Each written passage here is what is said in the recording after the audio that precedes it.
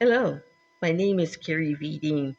I apologize for the awkwardness of my first video as I'm not used to being the person in front of the camera.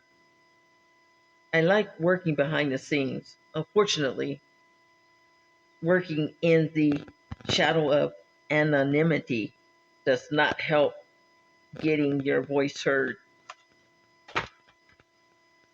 So here I am in front of the camera. My nickname Dird I created to describe not quite being a full dork or nerd, but somewhere in between the two descriptions. Um, Here today, creating this podcast called Speaking, excuse me. The reason why I call it that is because most of America don't believe that someone of my color capacity could have any intelligence. The other reason is because I don't think I'm particularly smart, clever, or anything else. I'm just a person. And right now, I think more than never, we need more people like myself speaking rather than all you rogue scholars that are screwing up our country. Everybody's analyzing this and analyzing that, and nobody's speaking the actual truth. The actual truth is this country has never been for the people. This country has always been for rich landowners from the beginning. And that's the people that Trump is protecting now. He doesn't care about any of the rest of us. If we don't own anything, you don't have land, you have no net worth as far as he's concerned in capital, you're zero to him. You mean nothing. That's why I clearly say with a pure heart that he's not a racist, he's just an opportunistic person. He grew up a grifter and he still is a grifter and he's going to die a grifter because that's what he chooses to be. Um, Everyone's always talking about you have a choice, you have a choice. Yes, we all have free will. We all have a choice. It's what we do with that free will is what distinguishes us from being a person of character or a person that is a character. Well, you can guess who falls in the person of being a character falls. Our current president is nothing but a character. He likes being a character. He misses the days where he thought he was on top of the world and the TV set and everyone was listening to him. Unfortunately, no, a lot of people tuned out after the first couple of episodes because they saw the same old thing running over and over and over and over again.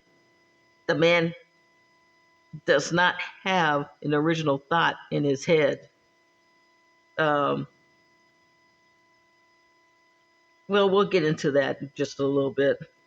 But for now, let's go back to where it all starts. It all starts with during the debate, everyone was criticizing Kamala Harris on what she said or why she didn't say this or why she didn't do that. But everyone forgets while they're pointing the fingers and laying blame here or there, it is not about who said it first, but who got caught saying it anyway, as Biden found out. Trump could have got up and said the same thing Biden said about trash people, as we saw, and we all lived it. And no one thought nothing of it. They thought that was brilliant. Oh, it was a great campaign thing to do. Oh, da da da da da. But let the truth be told about the type of people and supporters that he has. Oh, wait a minute. He's being mean. He can't do that. He's the president of the United States. That's not presidential. Well, neither was anything that Trump said on the campaign trail presidential.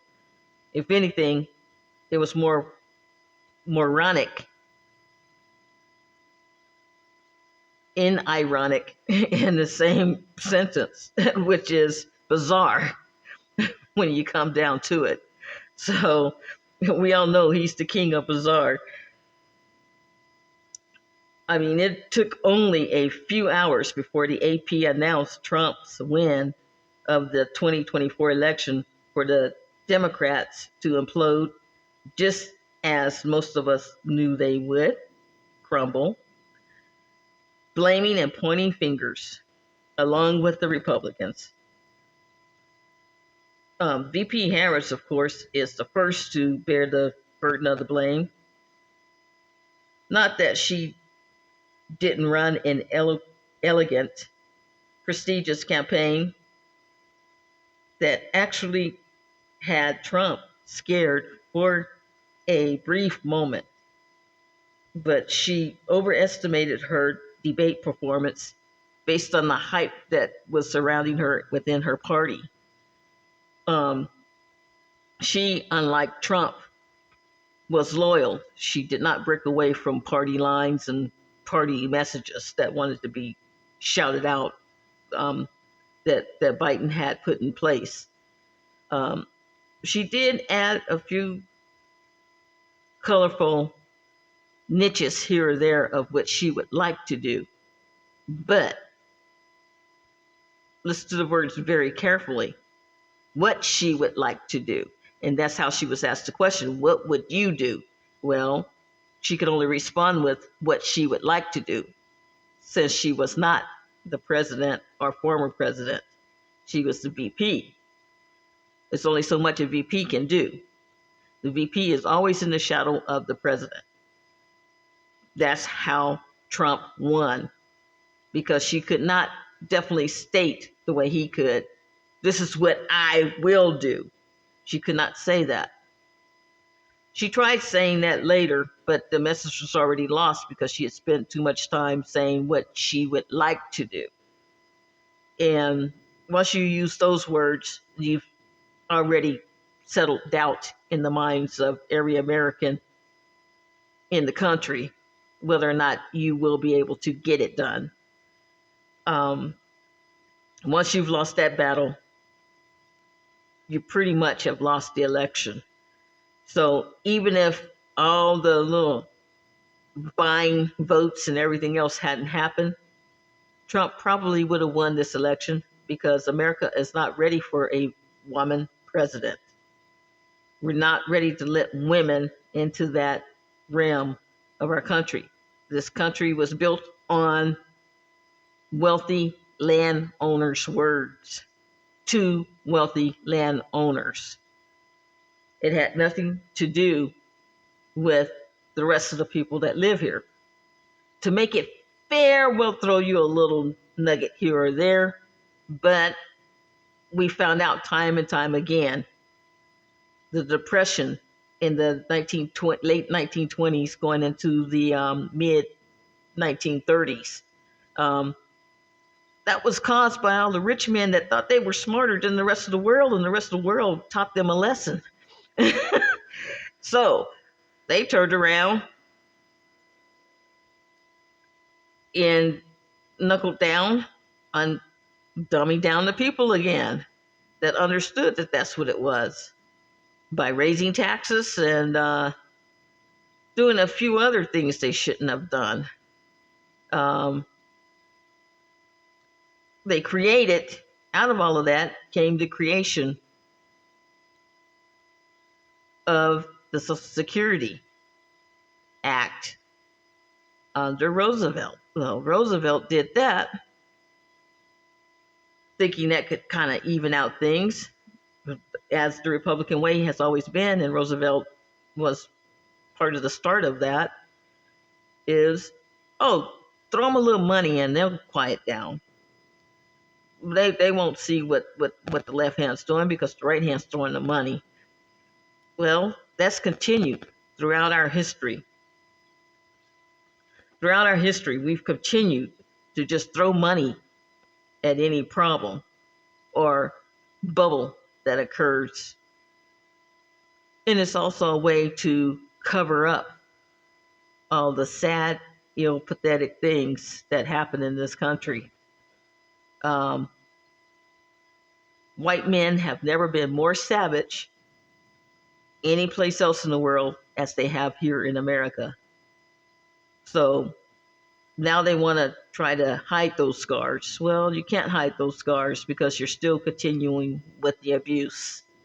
You've never stopped. The abuse will continue, period. Whether Trump got in office or not, the abuses and the atrocities that are happening have always been because the government was built for rich landowners. Again, rich landowners. They just moved up the stakes because more people have become rich in America. So they upped the stakes to limit it to only billionaires, the top one percenters, as we call them, to exclude anybody that doesn't have an income of at least $500 million or more. If you have less than $500 million, you're falling way short of the mark. So forget about it.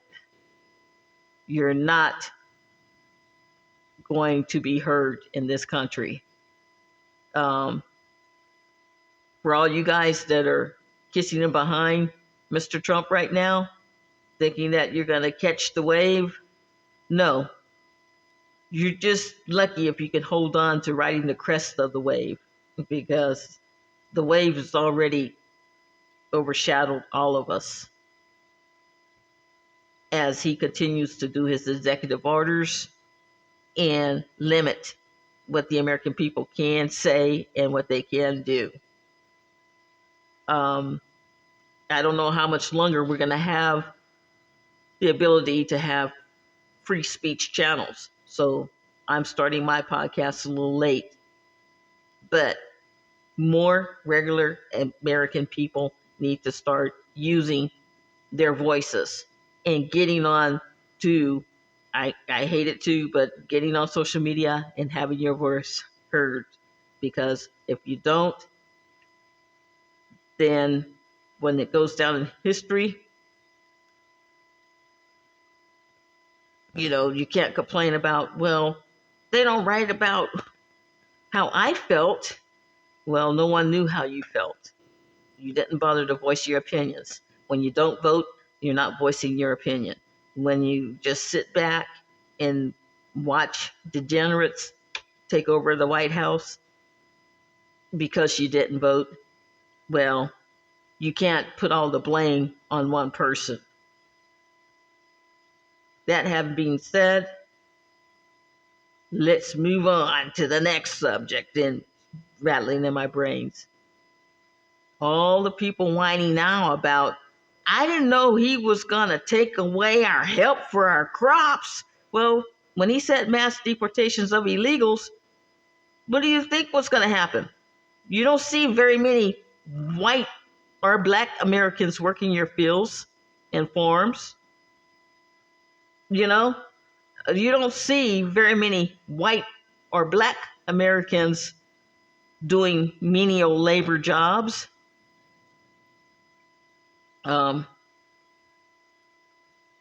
You see very few white black Americans who aren't on welfare. There are more whites on welfare than there are blacks, but Trump ignored all of that. It's only the blacks, it's only the brown people that's on welfare. So guess what? When he cuts out welfare, guess who it hurts? White Americans too. Because he's using that age-old adage that the Republican Party has always used: hatred. This country was born on hatred. This country was stolen from the indigenous people to the land. But they want to write, oh no, we tamed it. No, you didn't tame it. You came in, you butchered, you killed, you murdered people, and then you set up laws that said that they were savages and that they murdered people.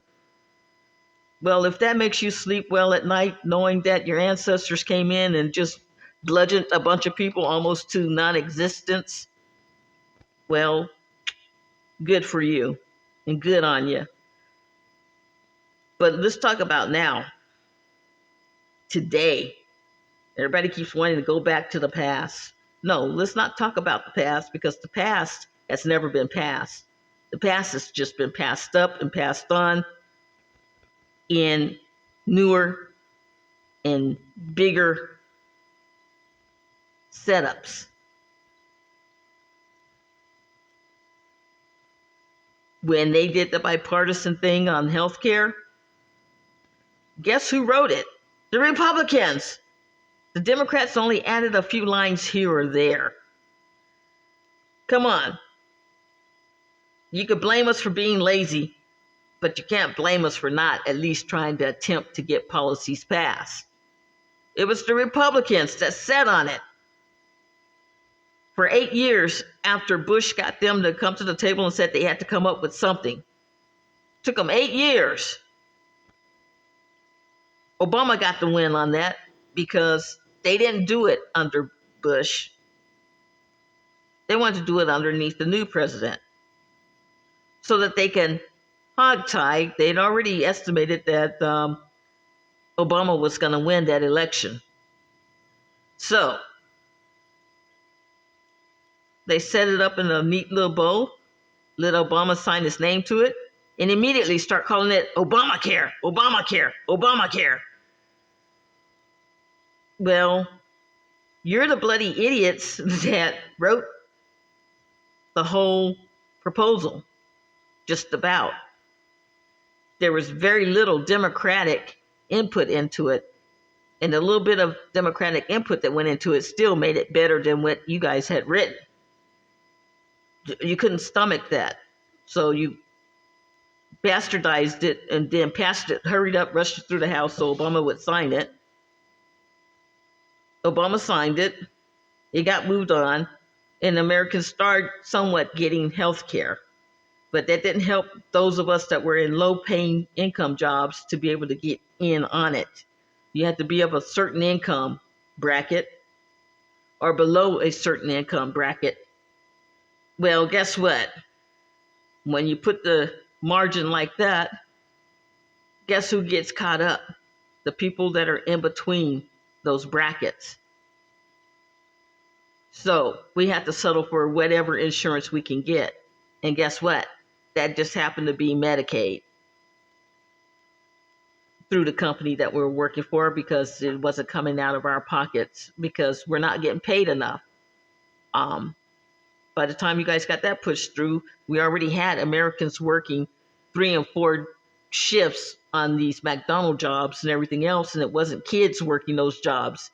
It was people in their late 30s and 40s, as old as 50 and 60 years old, trying to get those jobs and competing for those jobs because they had been kicked out of their previous employment.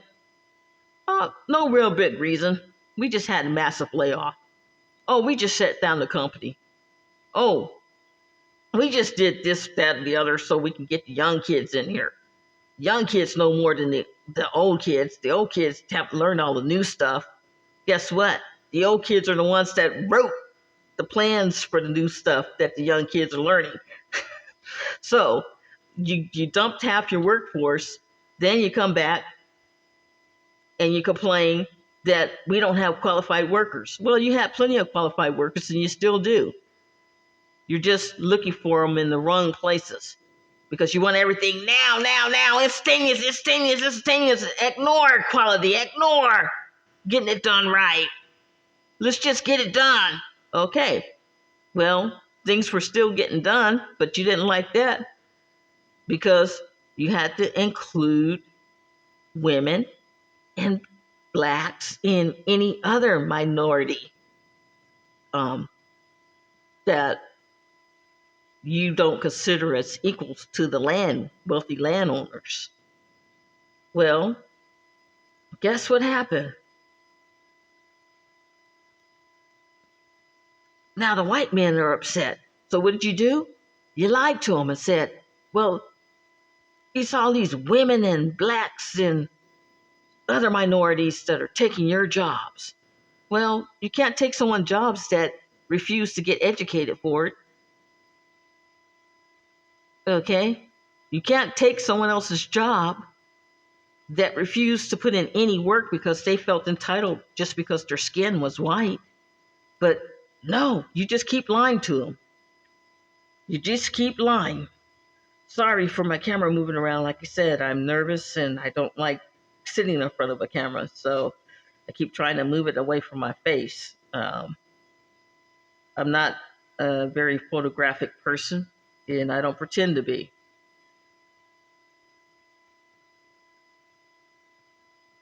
But picking up where I left off, yeah, you understand why I call it adult speaking.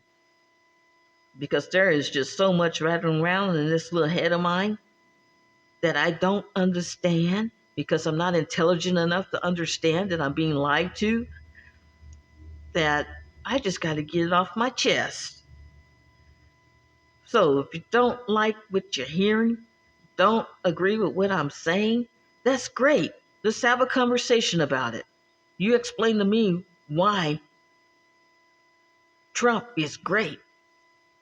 When you can explain to me one policy that he has ever written from 2016 till now, I'd be happy to sit and listen to why you think that he owns those policies. Because everything that you contribute to his success were already pre-written underneath the president before him. It was already preordained by the president that was in office before him. So for him to come in and then do a quick little squiggly lines and say that he wrote the policy and take credit for it, oh, that's great. Except for when, oh, tariffs. Oh, heck, I just screwed myself. I put in tariffs. Oh, the prices are going back up. He should be happy that he didn't win a second term. Because if he had a, boy, his statistics would have been held to the fire. I mean, by the time he left office, eggs were at the prices that they're going up to now. So for anyone to say, oh, we had good times under him, oh no, COVID hit. And what they do? Oh, make sure they all got vaccinated and everything, but lied to the American people and said, you don't need the vaccinations. Oh no, we're not going to spend that kind of money. Wait a minute. That's our money that you don't want to spend on keeping us healthy. You got that money and acquired that money through taxing us. So to say that you're not going to allow money that you tax us for to be used to improve our lives is ludicrous. But yet you got all these magna nuts that are cult people following in behind Trump thinking, oh yeah, that's great, until they realize little Johnny's school lunch program just went away. Hello? Oh, remember that healthcare plan you had last year? Oh, you can't use that this year because it falls underneath a different category. You're going to have to go with this plan. Oh, that's outside of your budget? Oh, well, you just got to work harder. This is where we're at, okay? So all of you people that want to sit back and criticize now that didn't vote, please, I'm not discouraging you. Go ahead, criticize now. But just remember, the next time it's time to vote, get your butt off the couch and go vote. Stop sitting around waiting until after something happens and then want to try to change it. Doesn't work that way. It used to be called pre-maintenance. Now in America, everything is post-maintenance. Well, thank you for making us a post-maintenance state. But guess what? The rest of America and Americans are tired of it. Okay? We're tired of it. The ones who do vote and do everything we're supposed to do, the ones that stay within the limits of the so-called laws that were written, that are now going to be changed to, there's nothing we can do right under Trump. Oh, you blinked at me ugly, you go to jail. Oh, you call me a fat bastard, you're going to jail. Well, guess what? Man, if if I had your body, I wouldn't be up trying to say how sexy I was, because that's just as funny as the old ladies that get up parading what they don't have anymore in all the skimpy outfits. Okay? Let's just call it what it is. It's a gameplay for rich people to stay rich. This has nothing to do with the American people. How he's excluding us out of the UN right now. Oh, I'm sorry, you Republicans that claim that you're all for having a strong army base. Well, you just weakened the army base. Pete Hegseth? Oh, please, give me a break. There's been guys that done less than him, kicked out of the military and living on welfare because they were disgraced out of the military. And you're going to put him as the Secretary of Defense? Oh, my Lord. You should have just called me. I could have done a better job. I could. Still can do a better job than he ever will. The guy is not only ignorant because he chooses to be, but he's not going to do much for the morale of the military. Okay? If anything, he's going to make it so that not only women drop out, but any minorities that was thinking about going into the military won't go. Okay? Guess what you have? America up for sale to the highest bidder. And as soon as Trump's price is met, we're sold out. So all his speak about how tough he's going to be is nothing more than BS. So please, don't be fooled. This man is not for American people. This man is about becoming the first zillionaire and the only zillionaire. That way he thinks he runs the world. But he's just about to find out that it doesn't work that way. I'm sorry. The rest of the UN is not going to sit back while he runs roughshod over the world, which he thinks he is doing. Most of them are laughing at him now. When they get through laughing, they're going to come teach him a little lesson. So all I can say is strap in, folks. The reason why the Republicans didn't want to get rid of the gun laws is because they knew America is the only territory so far that hasn't had a major war fought on it. So Trump is trying hard as he can to create that situation. And if this country goes to war in the state that we're in now, we're getting our ASS handed to us. Okay? Because he's offended too many people that will not want to support him in the effort. Say goodnight, Mr. Trump, because your blowhard and lackluster promises that are now deflating is going to topple you. You're supposed to be bringing egg prices down from day one. Guess what? They've more than tripled. Paying $10 to $12 for a flat of eggs? Come on. I can go straight to the farmer and get a better price. Who's going to want to go to grocery stores anymore? A little 12-ounce can of pork and beans costing almost $3. Come on. I can grow my own beans and make my own pork and beans. I don't need to go to the store.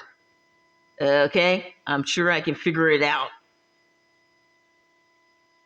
Unlike you, some of us actually have had to work for a living. And yes, we know how to produce, even though you keep stripping away from us. Okay? We've already proven that in the Black culture. You stripped us, you had us stripped to nothing. You can take us back to nothing. But guess what? It's not that we don't have nothing. It's just that you can't see the good of what you had before you destroyed it. So, again, good day, sir. And I hope you are one of the people that views this video.